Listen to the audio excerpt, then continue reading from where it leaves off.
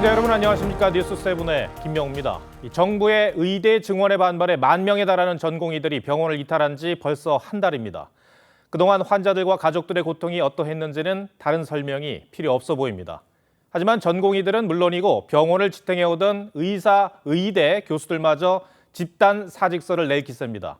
환자 곁을 떠난 의사들의 주장은 공감하기 힘들다는 점을 다시 언급하게 됩니다.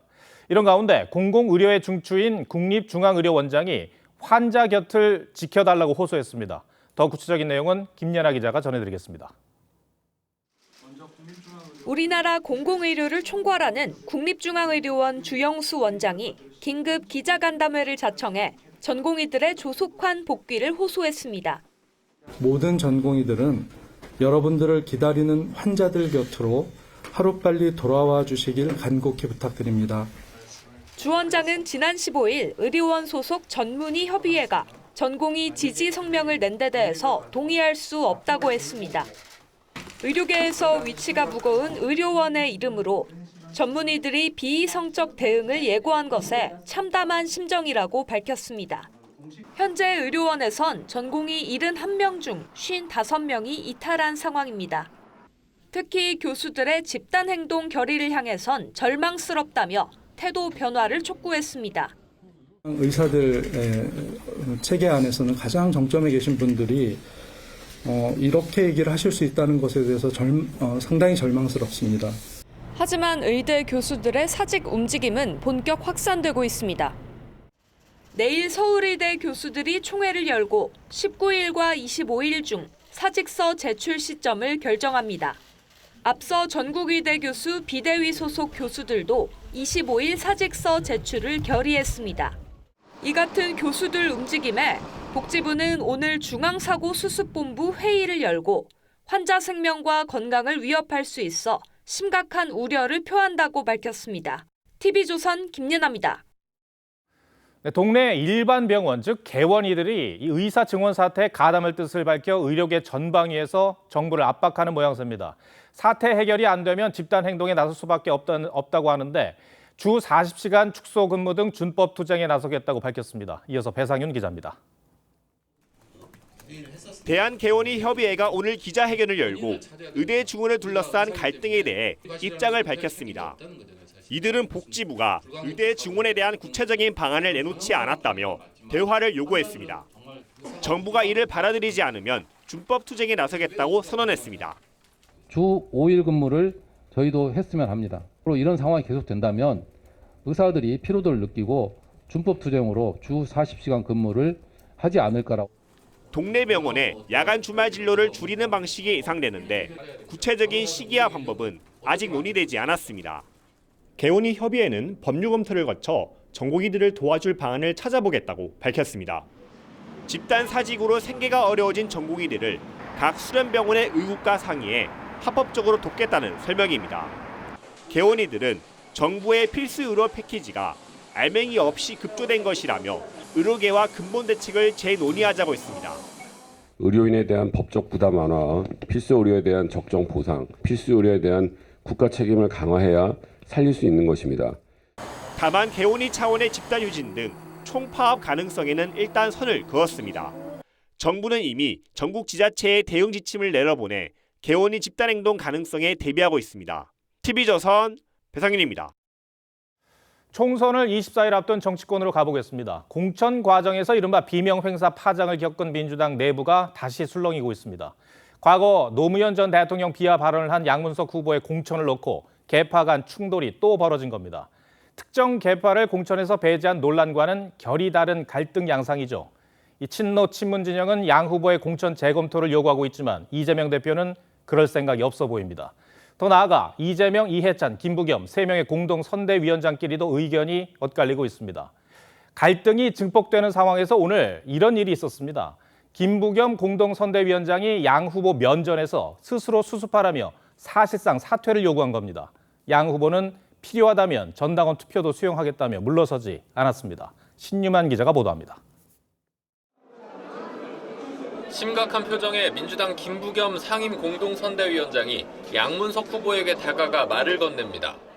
수습할 수 있는 건가 생각합니다. 수습을 위해서 해서 뭐 새로운 게 더 나오면 그거는 누구도 보고 못한다. 사실상 사퇴를 요구한 건데 양 후보는 즉답을 피했습니다. 워낙 저한테 화가 어제 양 후보 사퇴에 대해 당의 최대 위기라고 한 데 이어 연이틀 거취 정리를 요구한 겁니다. 양 후보는 2008년 언론에 기고한 칼럼들에서 노무현 씨에 대해 역겨움을 느끼지 않을 수 없다. 한미 FTA를 밀어붙인 노무현 씨는 불량품이라고 언급한 사실이 알려지며 사퇴 요구를 받고 있습니다. 하지만 양 후보는 당원들의 뜻에 거취를 맡기겠다며 사실상 거부했습니다. 내일 봉화마을을 찾아갈 겁니다. 노무현 대통령 직접 뵙고 말씀을 드려야죠. 정말 필요하면 전당원 투표도 감수할 생각입니다. 이재명 대표도 교체 의사가 없음을 분명히 했습니다. 안 보는 데서는 임금욕도 한다면서요. 저작거리에서 왕을 흉보는 연극을 해도 왕이 잡아가지 않았어요. 이해찬 공동상임선대위원장도 흔들리면 안 된다며 이 대표에게 힘을 실어준 것으로 알려졌습니다. 선거 때는 흔들리면 안 된다 이런 취지로 말씀을 하셨던 것 같은데. 그만해요. 인터뷰 안 한다고 했잖아요. 양 후보 거취 문제로 공동선대위원장 간에도 이견이 노출된 셈입니다.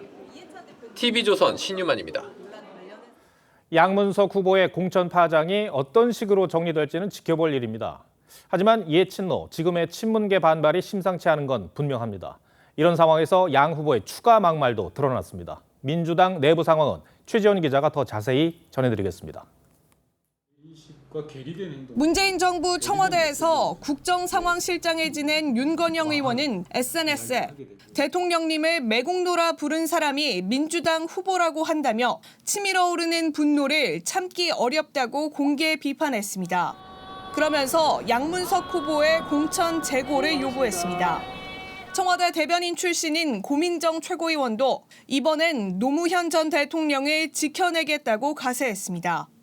그러자 친명계 김지호 부대변인은 장관직하고 양지 지역구를 거래한 것은 매관매직 아니냐며 박영선 전 중기부 장관의 지역구를 이어받은 윤건영 의원을 공개 저격했고 이재명 대표 강성 지지자들은 정세균, 김부겸 전 총리도 김대중 전 대통령과 노무현 전 대통령을 비판했다고 반발했습니다. 수습 국면이었던 당내 공천 파동이 양문석 후보 공천 문제로 이번엔 친명과 옛 친노계 간의 갈등으로까지 번지는 모습입니다. 지도부 핵심 관계자는 당내 반발에도 이재명 대표의 생각에는 변함이 없다고 했습니다. 집권 여당이 노무현 대통령을 정말 뭐라고 욕했습니까? 소위 시정잡배 껌찍찍 씹고 다리 들들 떠는 이런 사람들조차 쓰지 않는 말, 그런 게 정말 책임져야 될 막말들이다. 이런 가운데 양 후보가 지난해 1월 국민의힘 지지자들을 향해 이찍이라고 폄훼한 사실도 추가로 드러났습니다. 여당은 국민의힘을 지지한 국민까지 비하했다며 사퇴밖에 없다고 비판했습니다. TV조선 최재원입니다. 네, 범야권 위성정당인 더불어민주연합이 오늘 비례대표 후보 순번을 발표했습니다. 민주연합은 15번까지는 당선될 거라고 보고 있는데 이 진보당이 추천한 후보 3명 모두 당선권에 이름을 올려 논란이 커지고 있습니다. 새 진보연합 용혜인 상임선대위원장도 비례 재선이 확실해졌습니다. 최민식 기자가 보도합니다. 더불어민주연합이 오늘 발표한 비례대표 후보는 총 30명입니다. 이 중 시민단체 측이 추천한 서미아 전 국가인권위 비상임위원이 비례 1번에 이름을 올렸습니다. 장애인 당사자로서 오랜 기간 인권 신장에 기여했습니다. 위성락 전 한반도 평화교섭본부장이 2번을 받았습니다. 민주연합 측은 15번까지를 당선 안정권으로 보고 있는데 진보당이 추천한 후보 3명이 각각 5번, 11번, 15번을 받아 모두 22대 국회에 입성할 가능성이 높아졌습니다. 진보당이 당초 1순위로 추천했던 장진숙 진보당 공동대표는 국가보안법 위반 등 반미 논란 끝에 정혜경 전 진보당 경남도당 부위원장으로 교체됐습니다. 전정독 전 사무총장과 손솔 수석 대변인은 이석기 전 통진당 의원의 석방과 사면을 요구했던 걸로 전해졌습니다. 용해인 새진보연합 상임선대위원장은 비례 6번을 받아 21대 국회에 이어 비례 연임이 가능할 것으로 보입니다. 임태훈 전 소장 대신 시민단체 몫으로 비례 20번을 받은 김영훈 전 민주노총 위원장은 철도 기관사로만 경력을 기재해 민노총 간부였다는 사실을 일부러 숨기려 한 것 아니냐는 지적이 나왔습니다. 국민의힘은 우려했던 종북 세력의 제도권 진입이 현실로 다가왔다고 우려했습니다. TV조선 최민석입니다. 민주당 내부 분란의 또 다른 축인 서울 강북을 공천은 여전히 진행 중입니다. 민주당은 정봉주 전 의원이 막말 논란으로 낙마한 뒤 이곳을 전략지역으로 지정하고 경선을 하기로 했죠. 박용진 의원은 경선 방식이 당헌에 위배된다며 강하게 반발하고 있습니다. 국민의힘 서울 중성동을 지역구에서도 경선 방식을 둘러싼 논란이 불거졌는데 이 내용까지 최원국 기자가 설명해드리겠습니다. 민주당 전략공관위는 오늘 서울 강북을 경선 후보를 결정했습니다. 박용진 국회의원, 조수진 노무현재단 이사였습니다. 이상 이행입니다. 조수진 변호사는 민주사회를 위한 변호사 모임 사무총장과 노무현 재단 이사, 통합진보당 이정희 대표 보좌관 등을 지냈습니다. 이번 경선은 전국 권리당원 투표 70%와 지역구 권리당원 투표 30%를 합산해서 이뤄져 사실상 당원 투표만으로 치러지게 됩니다. 박 의원은 권리당원 100% 투표는 전례 없는 경선이라고 반발했습니다. 강북구 선거구가 어떤 곳인지도 모르는 전국의 당원들이 투표권자로 나서야 할 근거도 듣지 못했습니다.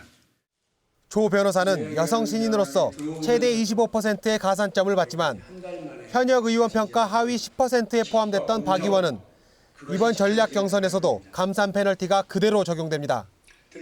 전략 경선이라는 완전히 새로운 세팅에서도 다시 적용되어야 한다는 건 당원 당규에 없는 무리한 유권 해석입니다. 여당에선 경선 방식을 둘러싼 논란이 있습니다. 이혜훈 후보가 하태경 의원을 꺾고 승리한 서울 중성동을에선 전체 응답자 중 60세 이상이 67%에 달했습니다. 실제 이 지역 60대 유권자 비율은 약 30%인데 60대 응답이 2배 이상 과다대표된 겁니다. 하지만 공관위는 연령 비율이 경선 결과에 영향을 미칠 수 없다는 입장입니다. TV조선 최원국입니다.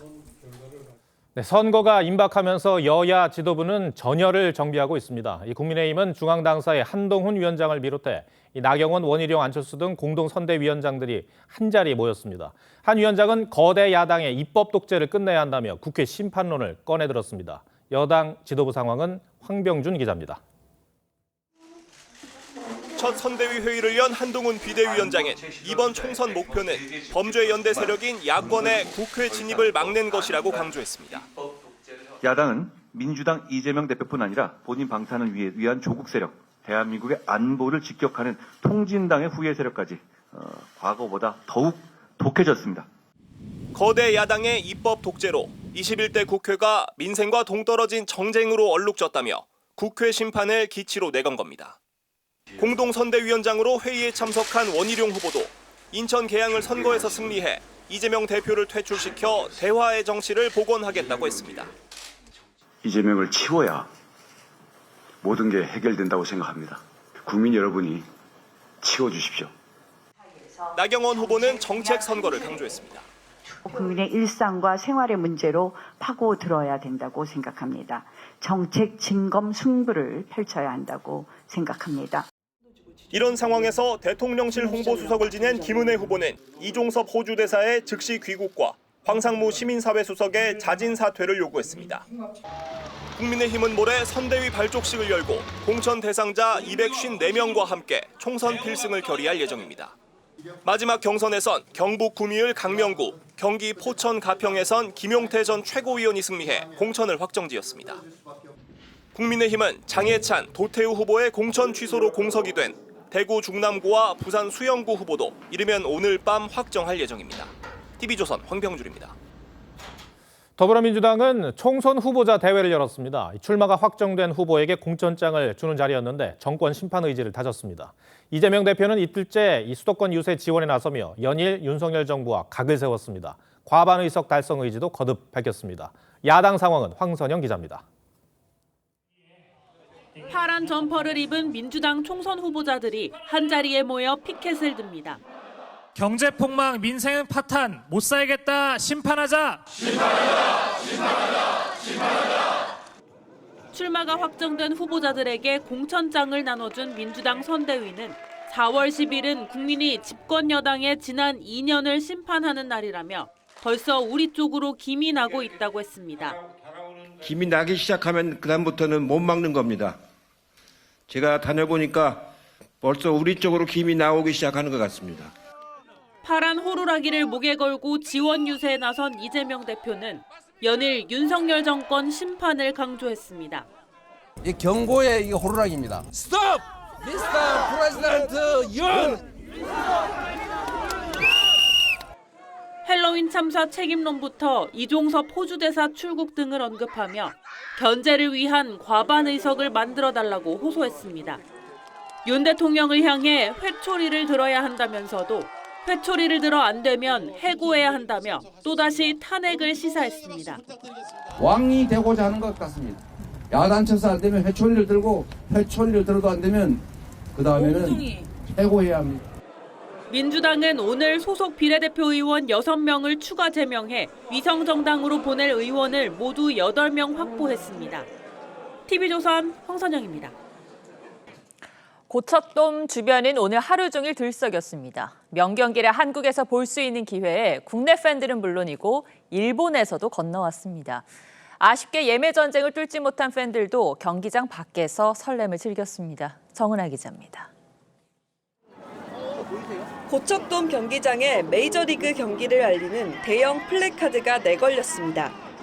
야구 팬들은 각자 응원하는 팀과 선수의 이름이 적힌 유니폼을 맞춰 입었습니다.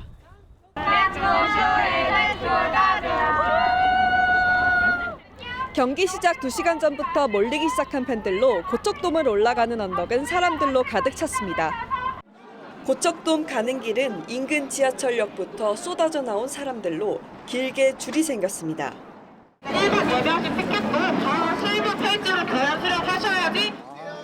입장을 앞둔 야구팬은 설렘을 감추지 못합니다.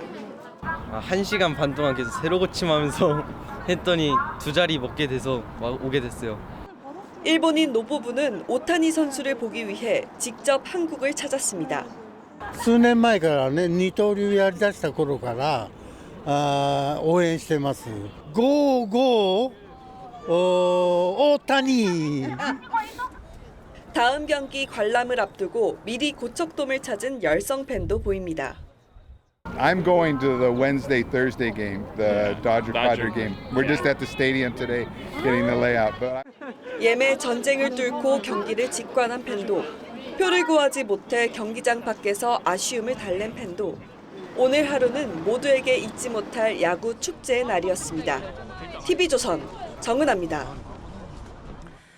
오늘 또 어선 전복 사고가 발생했습니다. 에어포켓에 의지해 4시간을 버티는 등 5명은 구조됐지만 1명은 실종됐습니다. 이성진 기자가 취재했습니다. 해경 잠수대원이 뒤집힌 배 안으로 들어갑니다. 잠시 뒤 선체 안에서 선원 1명을 빼내 수면 쪽으로 올라갑니다. 에어포켓 속에서 3시간 가까이 버티다 극적으로 구조된 겁니다. 해경은 약 1시간 뒤 다른 격실에서도 선원 1명을 추가로 구조했습니다. 전복된 9.77톤급 어선엔 4명이 더 타고 있었습니다. 이들 가운데 2명은 어선의 동력 장치 회전 날개를 잡고 떠 있다가 구조됐습니다. 생존자 1명 구조 완료. 현재 추가로 1명 구조차. 다른 1명은 인근 어선에 의해 구조됐지만 나머지 인도네시아 국적 선원 1명은 실종됐습니다. 포항 동쪽 120km 해상에서 어선이 전복된 건 오늘 새벽 2시 40분쯤.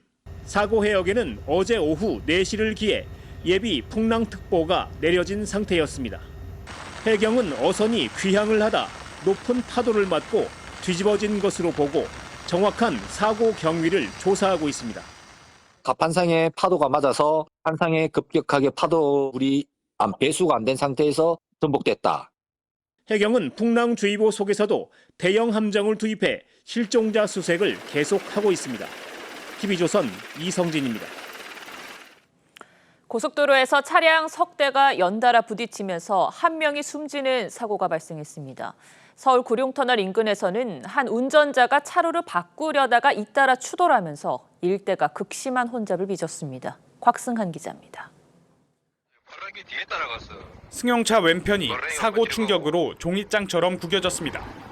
버스도 앞 범퍼가 형체를 알아볼 수 없을 정도로 파손됐습니다. 오늘 낮 12시 반쯤 충남 천안 경부고속도로에서 버스와 승용차 등 차량 3대가 잇따라 부딪혔습니다. 2차로에서 후미추돌 사고가 났었고 그 후미추돌 사고 때문에 선행 차량이 1차로로 밀리면서 버스하고 이렇게 사고가 난 거예요. 이 사고로 50대 승용차 운전자가 심정지 상태로 병원으로 옮겨졌지만 사망했습니다. 승합차가 마을버스를 들이받아 앞부분이 심하게 부서졌습니다. 오늘 오전 10시쯤 서울 구룡터널 인근에서 80대가 몰던 승용차가 차선을 바꾸던 중 앞차를 들이받았습니다. 뒤따라오던 다른 차들의 연쇄 추돌이 일어나면서 차량 7대가 파손됐습니다. 사고 충격으로 도로에는 부서진 차량 파편들이 어지럽게 널려 있고 마을버스 뒷범퍼가 파손됐습니다.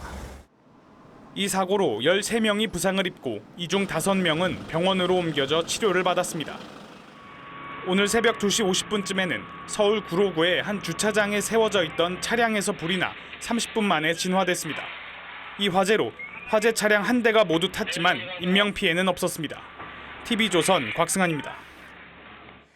인공지능 AI가 시를 쓰고 영상도 만드는 시대죠. 이제는 법조계에도 AI가 활약하고 있습니다. 법률 상담을 해주고 재판 전략도 세워줍니다. 검찰과 법원에서도 이 AI의 능력을 활용할 계획인데요. 물론 한계점도 있습니다. 한지은 기자가 보도합니다. 민사소송 항소이유서를 작성 중인 김원석 변호사가 법률 AI 프로그램 채팅창에 질문을 던집니다.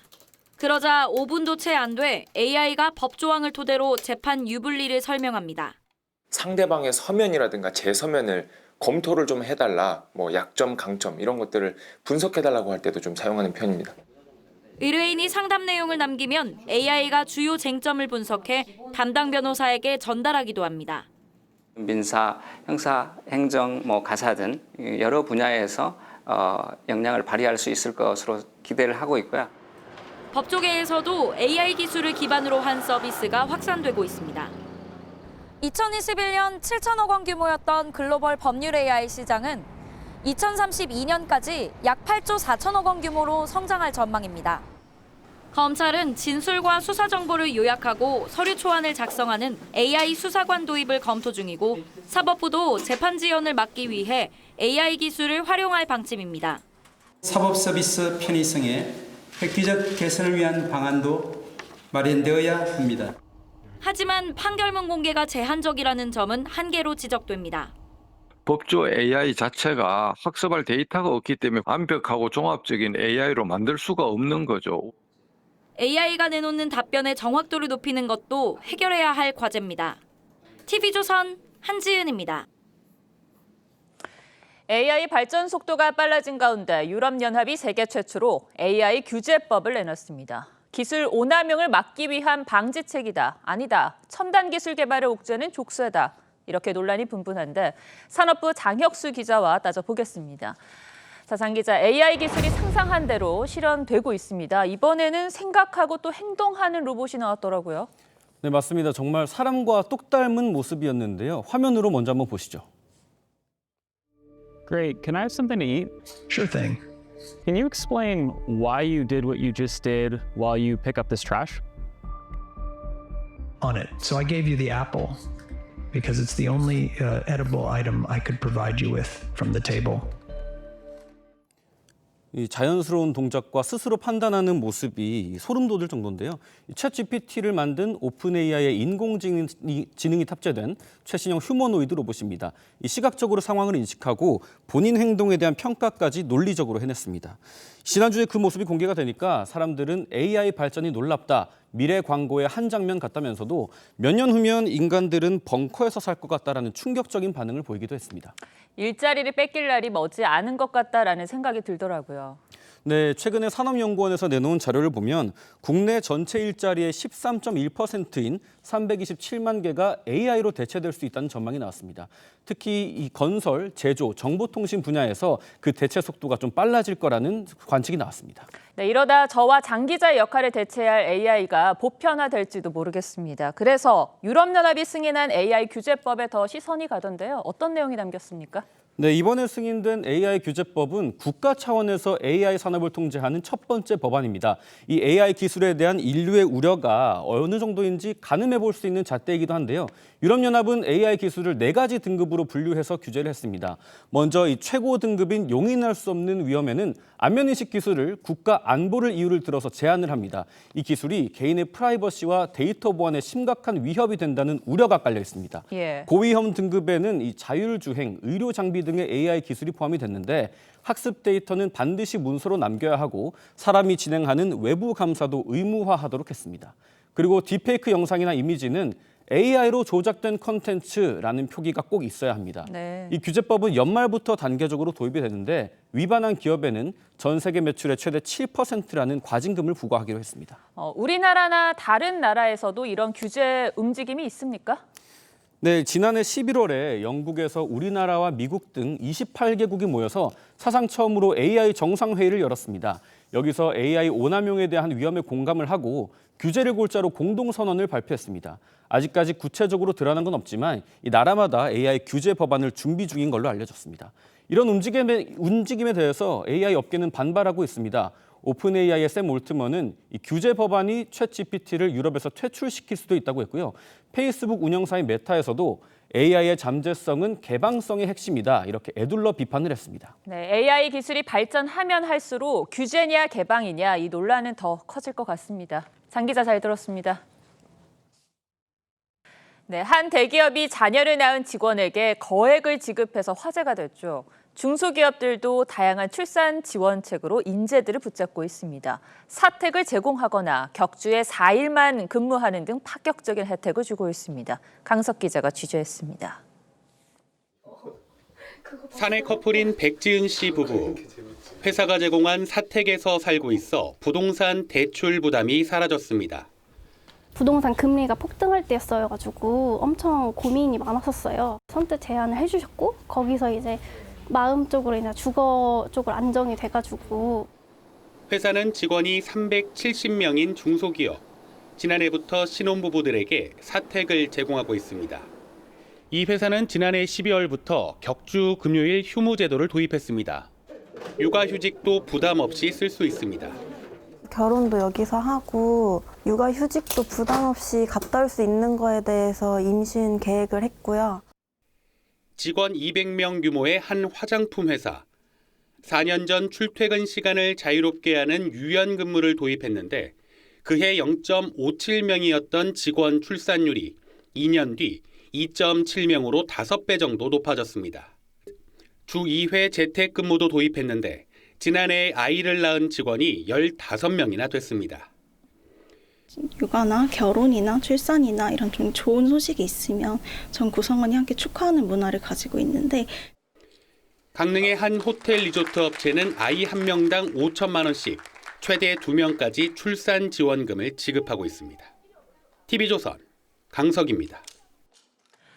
오래되고 고장난 휴대전화 처리하기도 난감할 때가 많죠. 중고로도 팔 수 없을 정도면 서랍 깊숙하게 넣어두고 잊어버리기 마련인데요. 이 쓸모없다고 생각한 휴대폰에는 광산보다 더 많은 희귀금속이 담겨 있다고 합니다. 불우이웃 기부도 가능한 도심 속 광산에 유혜린 기자가 다녀왔습니다. 휴대폰 수백 대가 포대에 가득 담겨 있습니다.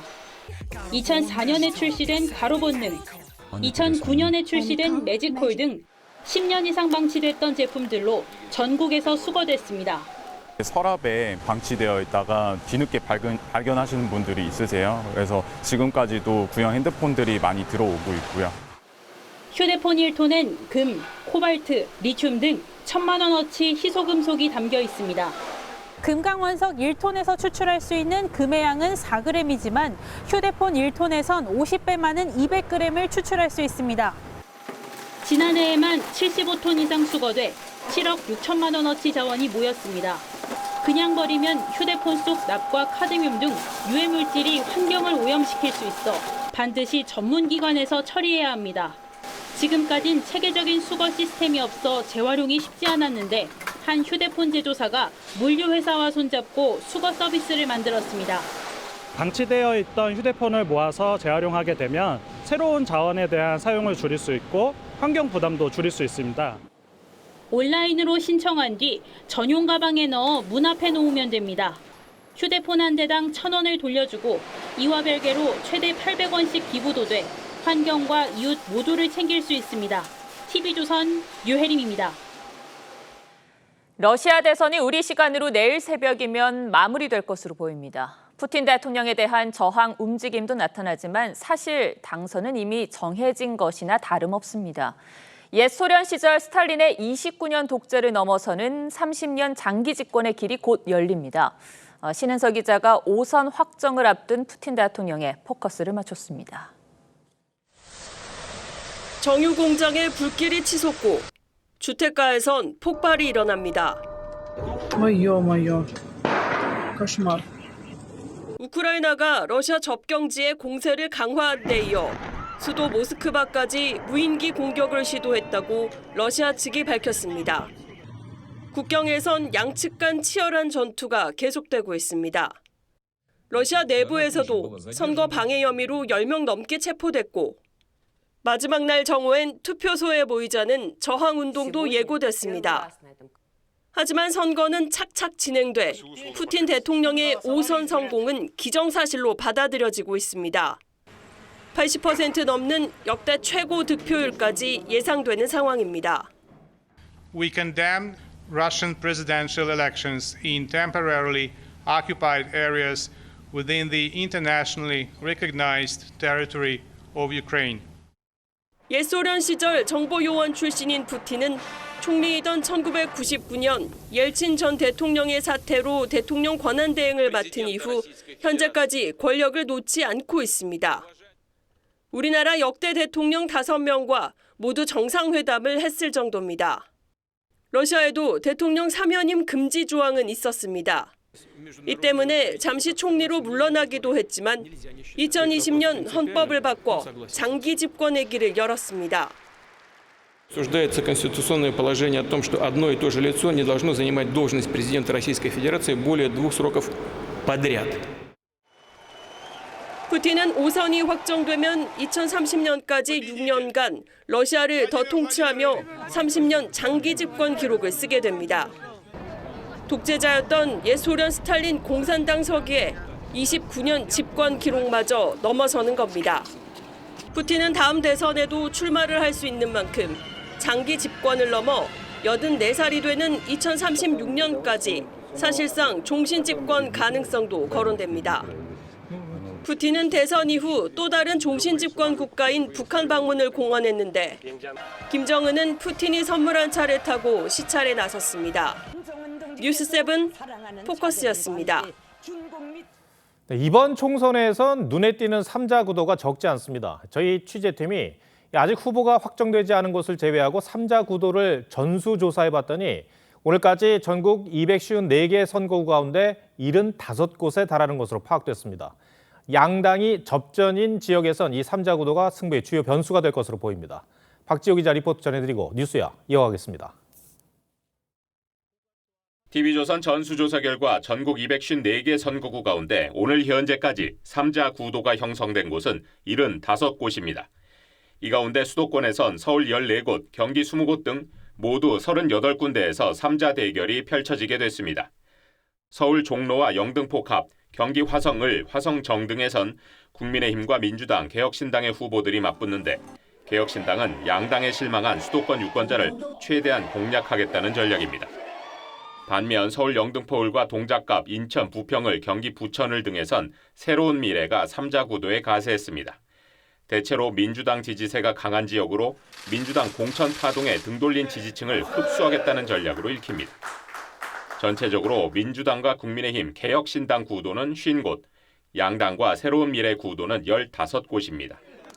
다만 개혁신당과 새로운 미래가 같이 후보를 낸 곳은 광주 북을 한 곳뿐입니다. 새미래 측 관계자는 두 당의 인재풀도 비슷해 겹치지 않게 공천하자는 분위기가 있었다고 전했습니다.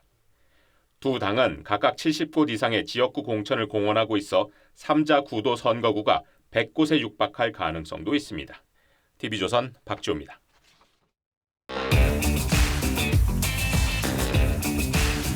네, 뉴스야 시작합니다. 정치부 이채림 기자 나와 있습니다. 첫 번째 물음표 볼까요?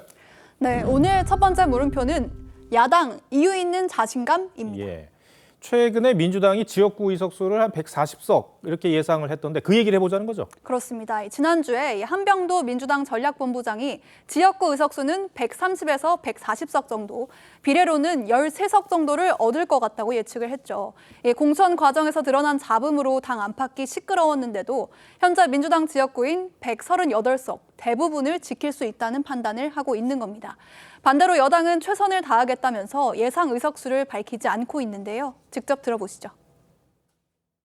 130 정도에서 140석 정도 현재 판단을 하는데요. 한강 벨트를 중심으로 정당 지지도가 회복이 되면서 박빙 또는 박빙 우세로 전환됐다고. 제가 숫자를 가지고 말하는 것은 평가받는 사람 입장에서 좀 건방진 거다라는 말씀을 드린 적이 있고요. 낮은 자세로 끝까지 최선을 다하겠다라는. 야당과 달리 여당은 상대적으로 조심스러운 게 이제 대조적인데 왜 이런 차이가 나는 걸까요? 네, 일단은 최근 들어서 수도권의 표심 추세가 좀 달라지고 있다는 게 가장 큰 이유로 분석이 됩니다. 서울 기준으로 지난달 2월 4주차 정당 지지율은 국민의힘이 37%, 3월 첫 주차에는 45%로 상승세였는데요. 지난주 조사에서는 30%로 전주보다 15%포인트 떨어졌습니다. 같은 기간 민주당 지지율은 24%까지 내려갔다가 32%로 올랐습니다. 이 지역별 지지율은 표본수가 워낙 적기 때문에 전체 민심을 정확하게 반영한다고 보기 어려운 측면도 있지만 이 추세는 유추가 가능합니다. 여당 지지율이 주춤하는 이유는 뭘로 봐야 합니까? 네, 아무래도 가장 큰 이유는 경제로 봐야 할 것 같습니다. 여권 내에서도 최근 들어서 물가가 높은 이 고물가 상황을 심상치 않게 바라보고 있는데요. 한동훈 비대위원장이 지난 금요일에 호남을 찾아서 물가 안정자금 1,500억 원 투입을 발표한 것도 이런 여론을 감안한 걸로 보입니다. 이런 고물가를 고리로 정권 심판론을 강조하는 야당의 선거 전략도 효과를 본 측면이 있다고 봐야 할 것 같습니다. 그러니까 여당에서 이를 감안해서 이 수도권 공천에 아주 심혈을 기울이지 않았습니까? 맞습니다. 국민의힘의 현재 지역구 의석이 91석입니다. 이거를 감안하게 되면은 수도권과 충청권 민주당 현역 의원이 있는 지역 20곳 이상에서 탈환을 목표로 하고 있습니다. 이를 위해서 전직 장관을 비롯해서 상대적으로 인지도가 높은 후보들을 수도권에 배치를 하면서 이른바 빅매치가 성사된 지역구도 여러 있습니다. 그런데 문제는 이들 지역에서 후보 경쟁력 효과가 나타나지 않고 있다는 건데요. 박진 전 장관이 지역구로 옮겨서 민주당 김영호 의원과 맞붙은 서울 서대문 을, 또 운동권 청산론으로 주목받는 서울 마포 을 등이 대표적입니다. 여권 핵심 관계자는 이게 지역적 특성도 있겠지만 여당 후보 배치가 늦어지면서 지역 주민들에게 뭔가 할 수 있다는 모습을 아직 보여주지 못한 것 같다고 분석을 했습니다. 여당 입장에선 남은 기간 이 부분을 보완하는 게 수도권 전략의 핵심이 될 듯합니다. 네, 알겠습니다. 첫 번째 물음표 정해볼까요? 네, 오늘 첫 번째 물음표 야당 이유 있는 자신감의 느낌표는 승부는 민생에서로 정리를 해봤습니다. 네. 역시 앞서 수도권 민심을 좀 얘기를 하긴 했지만요. 여태까지 이제 선거를 앞두고서 민심이 몇 차례는 계속 출렁이는 모습을 봐왔습니다. 남은 기간에 정부 지원론과 정권 심판론으로 여야가 치열한 혈투를 벌일 텐데요. 막말이 아닌 민심이 원하는 세심한 정책으로 다가가는 게 유리한 고지를 선점할 수 있는 지름길일 겁니다. 네. 두 번째 물음표는 뭡니까? 네, 두 번째 물음표는 또 다른 폴리테이너의 탄생입니다. 네, 폴리테이너, 정치에 관여하는 연예인 정도로 저희가 해석을 하면 될 텐데 이번 총선에서도 출마를 선언한 연예인들이 있죠. 그렇습니다. 오늘 발표한 더불어민주연합 비례명단 24번에요. 코미디언 서승만 씨가 이름을 올렸고요. 역시 코미디언 김영민 씨는 국민의힘 비례정당에 공천을 신청했습니다. 가수 리아 씨도 조국 혁신당에 입당을 했는데요. 이들의 정치 출사표 들어보시죠. 드라마보다 비현실적이고 개그보다 더 웃긴 현실에 국민의 한 사람으로서 두려움과 절박함을 느낍니다. 정치적인 목소리를 내는 선배님들이 참 많았습니다. 그렇게 의식 있는 분들이 많은데 예술계의 문제들은 조금도 개선되지 않았습니다. 대한민국의 민주주의가 날이 갈수록 훼손되고 위협받는 것을 한 사람의 시민으로서 그냥 보고 있기 어려웠기 때문입니다. 이천수 선수도 화제가 됐는데, 이 기자, 이 폴리테이너의 장점은 뭘까요?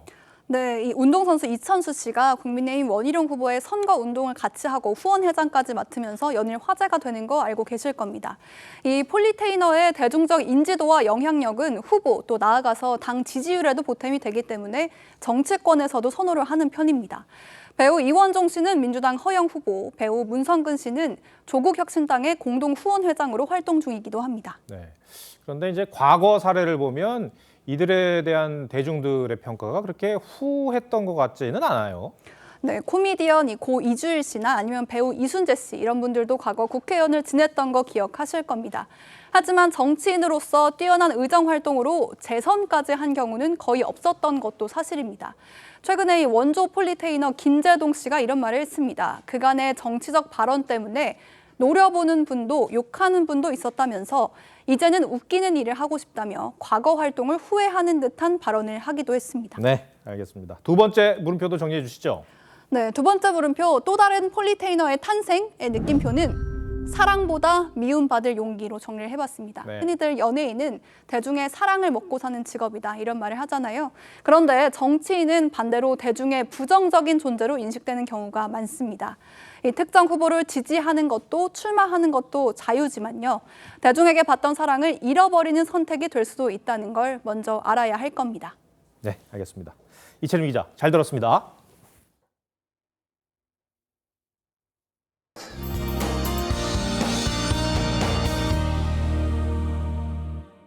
종일 공기질이 탁합니다. 인천과 경기 충청으로는 황사 위기경보 주의 단계가 발령 중이고요.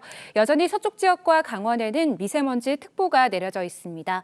밤에는 영남 지역도 공기질이 탁해질 수 있겠고 내일은 전국이 보통 수준의 대기질을 회복하겠습니다. 찬 공기가 남하하면서 내일 아침 기온이 오늘보다 5도에서 10도가량 큰 폭으로 떨어지겠는데요. 오늘 밤 9시 이르기에 내륙 곳곳으로 한파주의보가 발효되겠고요. 밤사이 서리가 내리고 얼음이 오는 곳도 있겠습니다. 내일 아침 기온은 서울이 1도, 춘천이 영하 3도 등으로 추워지겠고요. 한낮에는 서울이 12도, 광주가 17도까지 올라서 일교차가 크게 벌어지겠습니다. 동쪽 지역을 중심으로는 대기가 매우 건조한 데다 바람도 강하게 불어서 특히나 불조심해 주셔야겠습니다. 모레는 전국 대부분 지역에 비나 눈이 내리겠고요. 강원 산지에는 많은 눈이 내려 쌓일 수 있겠습니다. 날씨였습니다. 네, 3월 17일 일요일 뉴스7 마치겠습니다. 함께해 주셔서 고맙습니다.